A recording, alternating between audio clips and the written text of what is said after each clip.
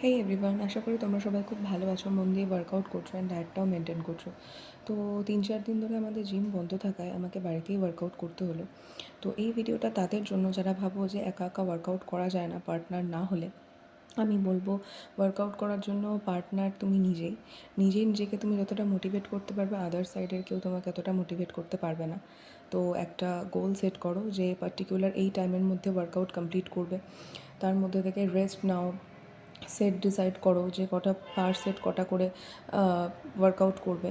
আর অবশ্যই ওয়ার্কআউট করার আগে ইউটিউব ভিডিও অবশ্যই দেখছো, ভালো কথা, কিন্তু আমি বলবো একবার ট্রেনারের সাথে অবশ্যই কথা বলে নেবে, কারণ ট্রেনারের থেকে কিন্তু বেস্ট মোটিভেটার আর গাইডলাইন্স কিন্তু তোমাদের কেউ দেবে না।